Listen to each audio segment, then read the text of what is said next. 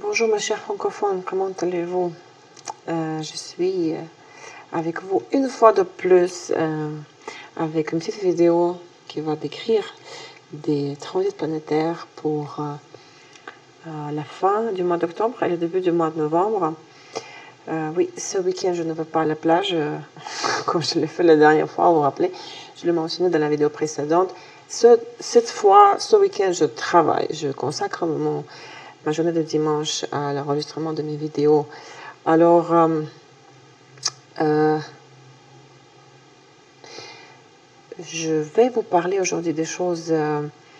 La semaine est très très chargée, hein? Il y a beaucoup de choses qui se passent.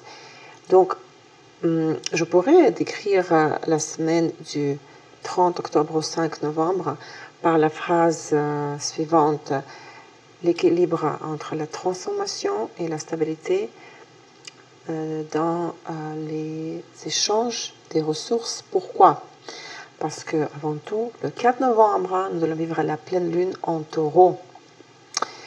D'accord? Et comme la pleine lune, c'est toujours techniquement l'opposition soleil-lune, la lune étant en taureau et le soleil en scorpion, ces deux planètes activent l'axe des signes taureau-scorpion, l'axe qui symbolise les ressources, l'échange des ressources. Mes propres ressources à moi, c'est le signe de taureau, et les ressources des autres, correspond au signe de scorpion. Donc la pleine lune se passe toujours sur un axe, n'est-ce pas? C'est toujours une question des choix extrêmes, de la division. Mais tout à l'heure, je vais parler plus en détail de la pleine lune. Je vais commencer par quelque chose d'autre. En quoi, quelle est la particularité du mois de novembre 2017?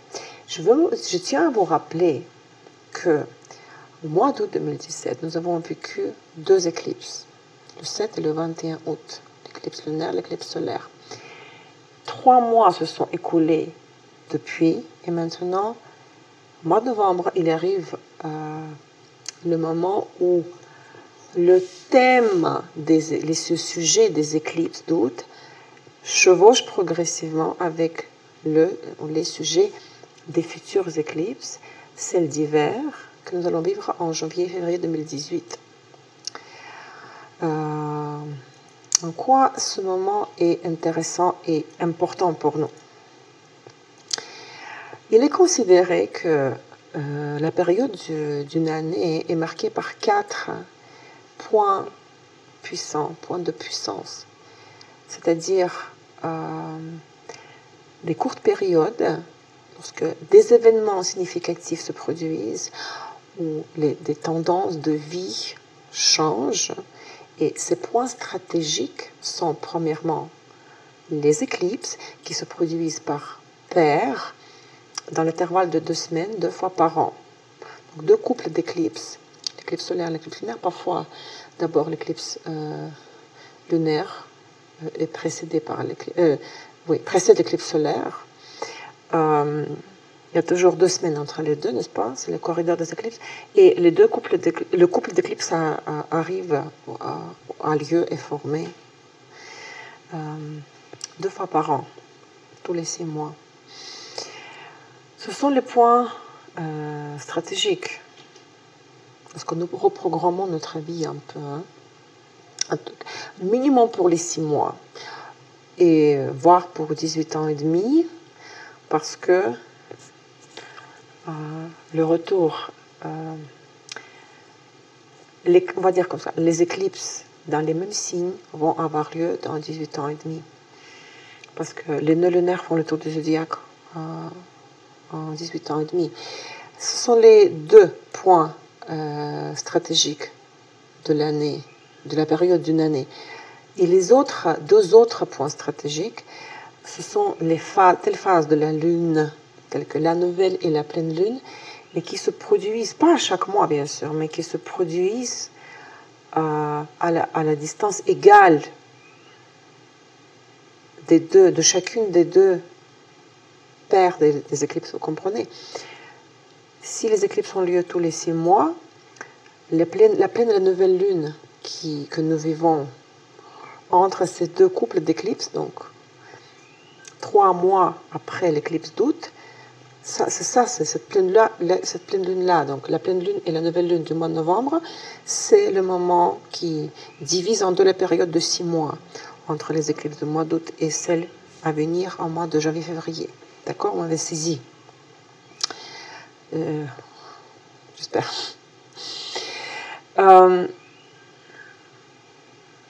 C'est précisément, donc je viens de dire, la pleine lune de novembre qui fera revivre le sujet des éclipses d'août et en même temps, elle nous fera l'allusion déjà au sujet des éclipses suivants à venir. Donc c'est un chevauchement, c'est qu'on mélange. Je pense que je vais en parler un petit peu plus en détail la prochaine fois. Ou même dans 2 semaines lorsque je vais parler de la nouvelle lune de mois de novembre. Pour cette raison, très probablement, dans le mois à venir, nous serons amenés à vivre plus d'ennuis, plus de complications dans les affaires que d'habitude. Nous pouvons être envahis simplement par une humeur dépressive ou par l'état des préoccupations. Pour certains d'entre nous, si ce n'est pas pour plusieurs d'entre nous, le mois de novembre pourrait être un moment tournant, surtout près de la pleine lune du 4 novembre et près de la nouvelle lune du 18 novembre. Mais la nouvelle lune du 18 sera la cause principale d'une possible turbulence. Mais je vais en parler plus en détail dans 2 semaines. J'y reviens tout à l'heure, dans 10 minutes, à la pleine lune et au sujet des éclipses qui reviennent dans nos vies au mois de novembre. Là, je vais vous mentionner l'aspect principal de fond. L'aspect principal de fond des 2 semaines, à partir de maintenant, jusqu'au 11 novembre, parce que le 11 novembre, c'est la date exacte de l'aspect dont je suis en train de parler. Cet aspect de fond sera le trigone. On me pose les questions dans les mails, qu'est-ce que c'est les trigones, les sextiles, les conjonctions, les oppositions? Ce sont les aspects, ce sont les angles qui forment les planètes. C'est de la géométrie. Conjonction, opposition, carré, 90 degrés. Trigone, 120 degrés, sextile, 60 degrés, les aspects majeurs. Le trigone, c'est l'angle de 120 degrés entre Saturne, qui est encore en Sagittaire, mais qui est près de changer de signe. Il passera en Capricorne dans un mois à peu près.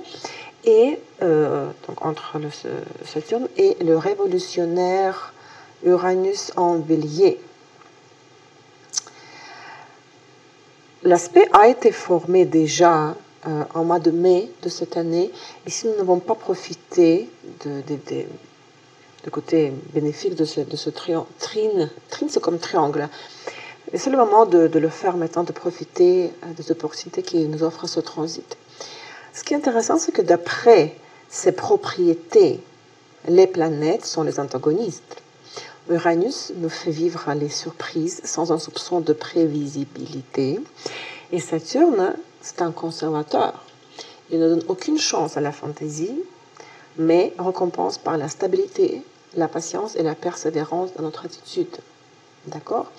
Puisque le trigone, donc l'angle de 120 degrés, est un aspect extrêmement bénéfique, nous pouvons nous attendre à ce que les adversaires planétaires trouvent un terrain d'entente et nous apportent des changements et des renouvellements, renouvellement Uranus, mais ceux que nous pouvons anticiper et contrôler en même temps.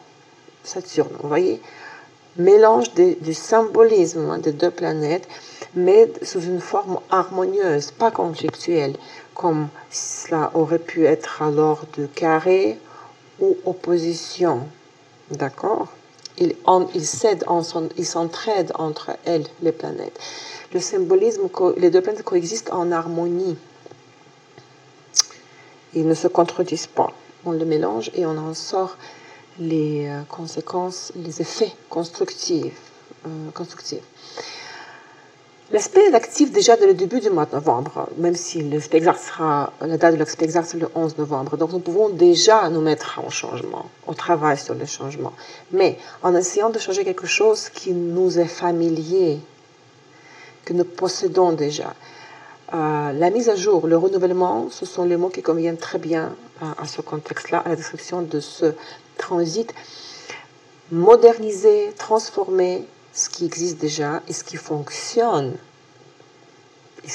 bien. Nous avons le temps jusqu'au 20 novembre carrément pour faire tout cela, c'est-à-dire apporter de la modernisation et des changements révolutionnaires à ce qui existe et fonctionne. L'aspect sera toujours actif et donnera l'effet désiré jusqu'au 20 novembre. Et en premier lieu, il aura une incidence sur ceux d'entre nous. C'est ce que je répète à chaque fois. Il faut toujours comparer la carte du ciel de transit avec votre thème astral natal. Est-ce que les planètes qui transitent, surtout les planètes lentes, touchent en formant les aspects entre elles, comme Saturne et Uranus forment en ce moment, donc le triangle. Est-ce que ces deux planètes-là touchent vos planètes dans votre thème astral? Et si vous avez des planètes dans le 26e degré, plus ou moins 1 degré, dans les éléments de feu, bélier, sagittaire et lion, si vous avez des planètes ou des angles, des maisons angulaires, les cuspides, ascendant, descendant, 4e maison IC, 10e maison MC. Donc cet aspect peut avoir plus d'impact sur vos situations personnelles.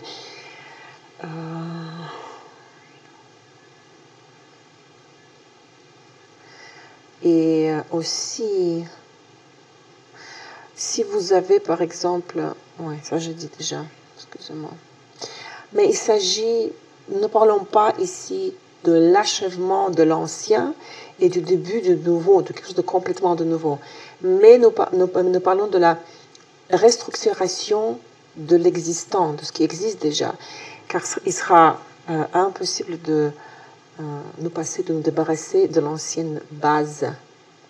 D'accord? Oui, c'est parce qu'il ne s'agit pas de l'aspect du carré, mais du triangle, de trigone entre Saturne et Uranus. Donc, nous ne renonçons pas à l'ancien pour arriver, pour avancer. Nous combinons, nous modernisons ce qui existe déjà. En d'autres termes, durant les 2 prochaines semaines,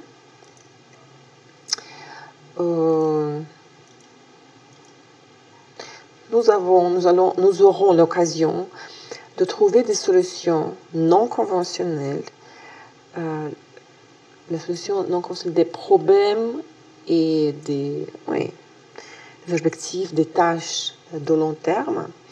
Nous aurons l'occasion de transformer les circonstances habituelles de la vie, de briser des schémas rigides et les restrictions qui ont retenu notre attention ces derniers mois.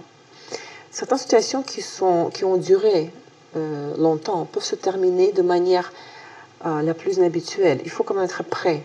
Nous ne devons pas chercher nous-mêmes à apporter des transformations radicales et irréversibles. Les situations elles-mêmes qui sont déjà qui ne doivent plus exister, elles vont se terminer elles-mêmes. D'accord? Et donc certaines situations qui ont duré longtemps peuvent se terminer d'une manière la plus inhabituelle en ouvrant de nouvelles opportunités. Et cela peut être lié à la carrière, aux projets éducatifs, au développement d'idées et de concepts, aux pays lointains et aux liens avec l'étranger. Pourquoi? Parce que Saturne est en Sagittaire. Et les mots-clés que je viens d'énumérer font allusion sont des mots-clés pour décrire le symbolisme du signe de Sagittaire. D'accord? Tous ces changements peuvent être apportés à toute structure stable de vie dans la sphère qui correspond à la maison de l'horoscope de votre cœur du ciel où le transit de Saturne est projeté. D'accord? J'espère que ce n'est pas compliqué. Maintenant, Saturne à la fin du Sagittaire, il rentre en Capricorne dans 3-4 semaines. Donc regardez si vous avez le cuspide, la frontière, le début d'une telle ou telle maison de votre horoscope en Sagittaire, par exemple, avant le 26e degré de Sagittaire. Ça voudra dire que le Saturne au transit est projeté, par exemple, de la 5e maison chez vous. Il faut regarder où est le cuspide et de quelle maison, avant le degré du signe par lequel passe le transit. D'accord? Du 30 octobre au 5 novembre, donc cette semaine les quelques derniers jours d'octobre et premiers jours de novembre, ce sera la semaine, ce sera les jours, donc nous vivrons une période où nous aurons besoin de réaliser tout ce que nous avons prévu de faire en octobre. Mais parce que nous sommes la veille de la pleine lune, et c'est toujours le moment, c'est ma phase de lune préférée, parce que nous allons être très actifs au maximum. Nous pourrons résoudre un grand nombre de problèmes, avancer vraiment dans nos affaires, dans la réalisation de nos objectifs que nous avons fixés durant la nouvelle lune. C'était 18 octobre, je crois, n'est-ce pas? Ce sera le moment où il est nécessaire de s'occuper des questions personnelles, des problèmes de vie amoureuse, et de faire attention à nos propres besoins. Donc, du 30 octobre au 5 novembre, la deuxième semaine du mois lunaire, donc la semaine avant la pleine lune. Donc, du 3 au 6 novembre, surtout donc les jours autour de la pleine lune, c'est le temps de la pleine lune sur l'axe d'échange des ressources, sur l'axe des signes Taureau-Scorpion. Le 4 novembre à 1h22 de la nuit, du matin, comme vous dites les Français disent. En russe, on dirait de la nuit, parce que c'est encore la nuit.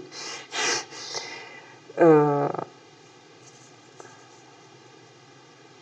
New York, dans le 11e, presque 12e degré de Taureau, donc 11,58. La pleine lune, jeudi. Donc, je viens de mentionner au début, vous rappeler le fait que cette pleine lune et la nouvelle lune dans 2 semaines va marquer ce middle point, le point, va diviser la période de 6 mois qui sépare les couples de l'éclipse, celle d'août de 2017 et celle à venir en janvier-février 2018. Donc, la différence entre cette pleine lune du 4 novembre et l'éclipse lunaire du 7 août est exactement de 90 degrés. Ça veut dire quoi, 90 degrés? Rappelons-nous que l'éclipse lunaire du 7 août a eu lieu sur l'axe des signes Lion-Verseau. Lion, Vierge, Balance, Scorpion. Le soleil était en Lion, maintenant il est en Scorpion. 3 signes, angle 80 degrés, un carré. Dans 6 degrés, dans 3 signes, ça aurait été l'opposition. C'est comme la géométrie, c'est logique. Donc, cela signifie tout ça, c'est que nous sommes comme un mi-chemin entre les deux éclipses. Que nous, dans la pleine lune, nous pourrons nous attendre à l'aggravation du sujet ou des sujets que nous avons lancés lors de l'éclipse lunaire du 7 août, et les sujets, l'aggravation, la réapparition de sujets que les éclipses ont activés en mois d'août.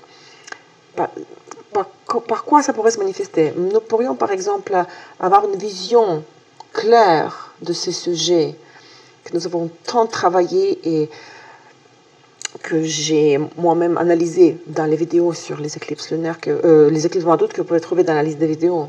D'accord? Ces sujets peuvent encore se manifester dans certaines circonstances de notre vie. Ces sujets reviennent pour donner espace, place, céder la place à des sujets, aux sujets des futures éclipses de janvier-février 2018. Donc c'est comme encore notre chance de peut-être faire face, oui, à ces problèmes que nous avons chercher à résoudre en mois d'août en programmant une autre réalité de notre vie. C'est ce que je vous fais toujours pendant les éclipses, ce que je vous apprends, n'est-ce pas, à faire. Si c'est la première fois que vous m'écoutez, ou si vous avez commencé à m'écouter après mois d'août, retournez dans la liste des vidéos sur les ressources où vous m'écoutez en ce moment. Retrouvez les vidéos sur les éclipses de mois d'août. Ils sont très très complexes et riches en informations. Ouais. Ensuite, donc, notre pleine lune sur l'axe Taureau-Scorpion. Pendant toute la semaine, et surtout dans sa seconde moitié, nous allons résoudre les problèmes posés par cette pleine lune, c'est-à-dire, nous allons traiter quel genre de questions? Les questions des finances, la question de la corrélation entre les notions mes biens, les biens des autres, la corrélation entre prendre et donner, le choix entre la stabilité et la transformation. Les situations de nos vies qui avaient ou qui ont le rapport avec les sujets énumérés vont se rapprocher de leur point culminant et de la résolution. Apogée, rappelez-nous, c'est toujours l'apogée. Comme lors de toute pleine lune, qui est techniquement l'opposition Soleil-Lune, dans certains cas, ces transformations, ces changements se produiront à travers ou grâce ou par des crises, des divisions, des scissions, des choix extrêmes. Lorsque nous serons déchirés, nous allons aller dans des extrêmes, parce que nous allons être comme, vouloir décider tout ou rien, noir ou blanc, dans les sphères des finances avant tout. D'accord? Parce que la pleine lune a lieu sur l'axe Taureau-Scorpion. Mais ce n'est pas constructif, nous le savons, qu'il faut vraiment, lors de la pleine lune, chercher à trouver le juste milieu. Sacrifier un peu de chaque direction pour arriver au juste milieu. Et l'autre cas plus constructif, c'est d'atteindre les objectifs fixés précédemment en maximisant les opportunités. Travailler constructivement. Penser à ce qu'il faut... parce que lors de la pleine lune, nous sommes toujours déchirés entre deux extrêmes et nous nous épuisons en essayant de déterminer qu'est-ce que nous voulons finalement. Donc nous ne pouvons pas tout avoir. Il faut prendre un peu des deux directions. Où est le soleil et où est la lune dans le contexte de cette opposition. D'accord? Dans tous les cas, nous allons observer le temps, donc autour du 4 novembre, le temps des changements importants. Nous allons prendre des décisions cruciales dans notre situation financière, par rapport à notre situation financière, dans le processus d'échange des ressources avec les autres personnes et lors de la coopération ou en coopérant avec les autres au niveau des valeurs. Il s'agit donc échange des valeurs, échange des ressources, notre propre situation financière, donc éviter des décisions radicales que nous pouvons après regretter, dont les conséquences nous ne pourrions plus changer. Donc, du 3 au 5 novembre, donc, ce sont les jours qui sont activés, les plus actifs, les plus intenses. Donc, ce sont les jours autour de la pleine lune du 4 novembre. Et ces jours-là conviennent également à toutes sortes d'activités. Il faut faire, il faut agir, il faut entreprendre. Et ces jours-là conviennent à la clarification des indifférents dans la relation avec les autres, pourquoi pas au sujet des finances, à la formulation des arrangements précis et clairs pour tous, les arrangements qui ont des conditions qui sont précis et clairs et évidents pour tous, sur lesquels tout le monde est d'accord. Et ce jour-ci, il faut observer les événements qui se produisent. Vraiment, regarder ce qui se passe autour de nous, dans nos situations, dans notre vie.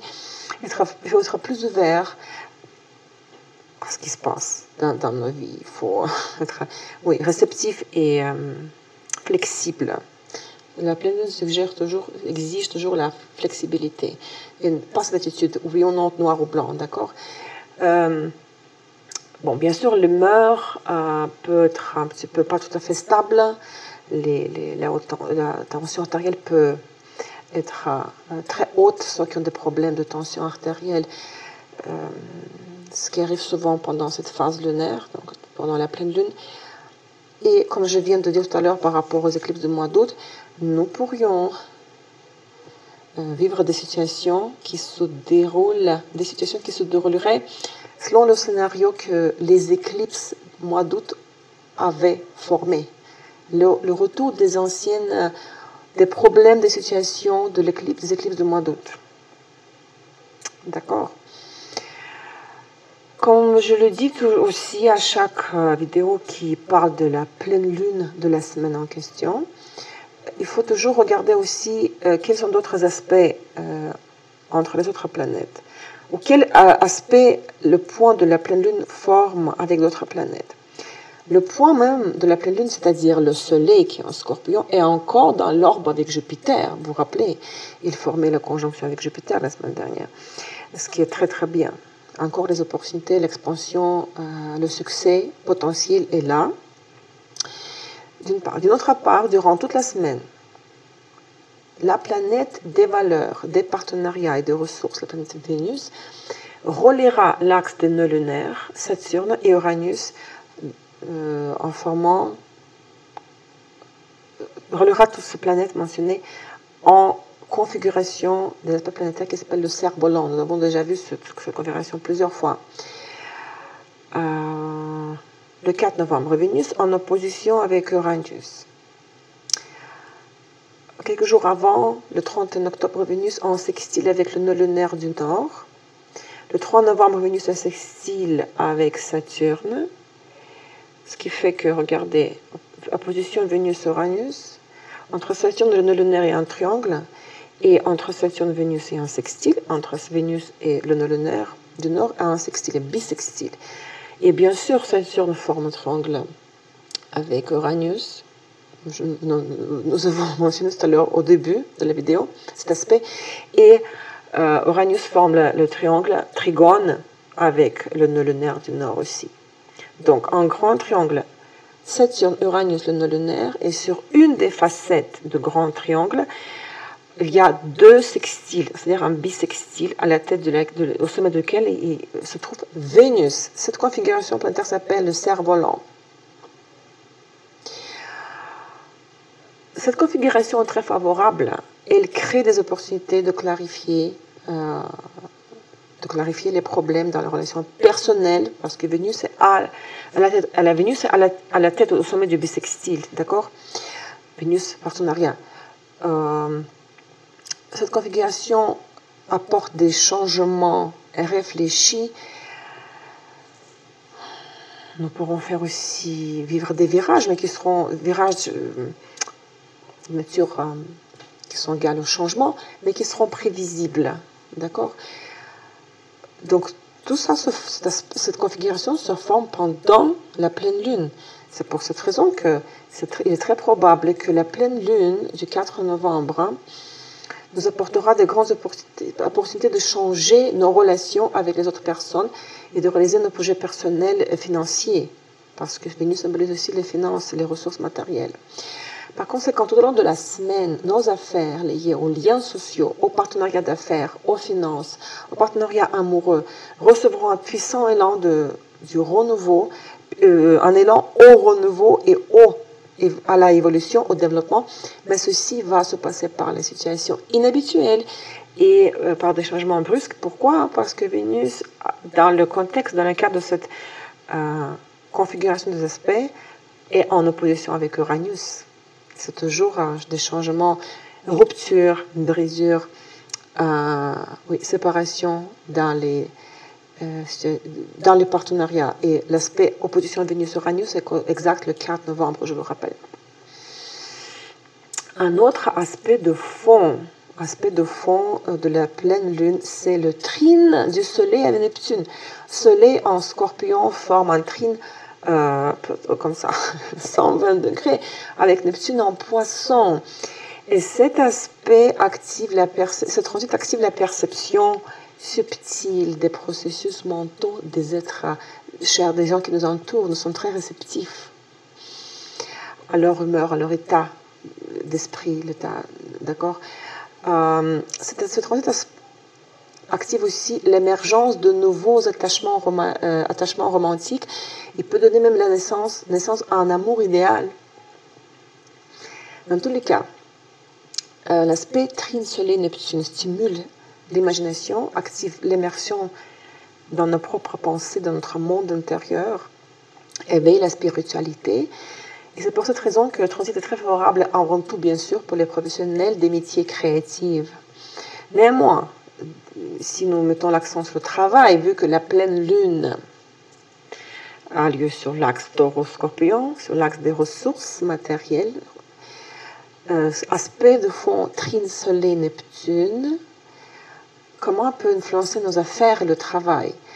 Nous risquons d'être un petit peu trop idéalistes et pour cette raison, il sera facile de nous tromper. Si nous écoutons notre intuition, la voix de notre intuition, si nous remarquons les signes d'extérieur, les grands problèmes, les problèmes majeurs pourraient être évités. La journée peut convenir à la charité, au patronage, au voyage d'affaires, mais combinée à la découverte des valeurs spirituelles. Donc, si nous résumons la semaine, la journée la plus favorable de la semaine, c'est lundi, et plus particulièrement la première partie de la journée, du lundi. Il est nécessaire de planifier les tâches les plus importantes, si nous comptons sur la compréhension, le succès et les perspectives de développement, pour lundi matin. D'accord ? Mardi, nous courons le risque de rencontrer des obstacles, des circonstances limitantes, restreignantes, nous devrions nous concentrer et nous consacrer à un travail très difficile et des tâches insurmontables. Les problèmes de santé, de bien-être, comment nous nous sentons, la vitalité, sont aussi possibles mardi. Mercredi, c'est un jour approprié pour les projets qui doivent être résolus rapidement. Certains moments urgents et critiques exigeront notre attention et notre participation rapide. Rapide. La probabilité des situations d'urgence, de conflits, de traumatisme augmente. Et en plus de cela, nous serons enclins à prendre des décisions impulsives et irréfléchies, ce qui risque d'aggraver la situation déjà, qui n'est pas facile. Donc cette journée, mercredi, le 1er novembre, mercredi, oui, 1er novembre, mercredi, nécessite un maximum de précaution. Contourner les angles aigus, dans le sens propre et figuré du terme, les angles aigus dans les relations. Donc, éviter les conflits et les confrontations. Plus on s'approche de la pleine lune. Jeudi, des changements inattendus dans nos relations avec les autres et dans les liens sociaux sont très, très possibles, bien sûr. Il existe deux options de développement du scénario. Des occasions inattendues voient le jour, des solutions aux problèmes qui nous préoccupent dernièrement sont trouvées. Deuxième possibilité de développement du scénario, les projets dessinés antérieurement, les règles déjà établies et la stabilité existante, tout ceci peut soudainement s'effondrer. Oui, pour avancer, parfois, il faut sacrifier en partie ce qui existe, surtout si cela c'est déjà usé. J'ai tellement de... j'ai envie de dire tellement de choses, quoi. Il faut que je structure mes présentations. Il faut que je suive le plan que j'ai créé pour moi. Parce que parfois, j'ai des pensées qui, comme ça, me visitent spontanément et j'ai envie de développer notre sujet. Mais je pense que c'est mieux... C'est mieux que je pense à des vidéos séparées pour le sujet séparé, autres, qui sortent du cadre des prévisions hebdomadaires. Parce que, bon... Dans tous les cas, dans les deux options, dans les deux variantes du scénario, toute tentative de conserver quelque chose dans l'ancien format sera vouée à l'échec. D'accord? Donc, jeudi, c'est le moment des changements et irréversibles et brusques, mais de toute manière, nous allons de l'avant. Vendredi, samedi et dimanche sont c'est le temps de l'influence, de l'impact concentré de la pleine lune en taureau. Je me répète un petit peu. L'accent dans nos affaires pendant la fin de la semaine sera mis sur les questions des ressources, des finances, de nos propres valeurs et biens, sur les valeurs, c'est comme globales, les valeurs de vie, dans le contexte de relations avec une autre personne, l'accent sera mis aussi sur le processus d'échange des ressources et des valeurs, les échanges. C'est un bon moment pour clarifier les situations importantes qui sont importantes pour nous sur les sujets énumérés, moment de clarification, d'accord?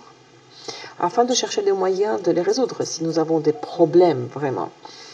La pleine lune du 4 et donc les vendredi, samedi, dimanche, le 3, le 4, le 5 novembre, c'est aussi un très bon moment pour révéler nos talents et capacités, parce que n'oublions pas que l'aspect de fond, c'est le trine Soleil-Neptune, c'est l'aspect des talents artistiques. En même temps, une très grande prudence s'impose dans la prise de décisions financières à haut risque, dans tout ce qui touche aux investissements aussi. Il faut attendre la pleine qu'il passe. Il est très important, il est primordial aussi, de ne pas surestimer nos capacités et les promesses des autres, d'éviter des conflits de propriété, les réclamations par rapport aux biens des autres, ainsi que, il faut penser à éviter des sacrifices inutiles. Pas facile la fin de la semaine.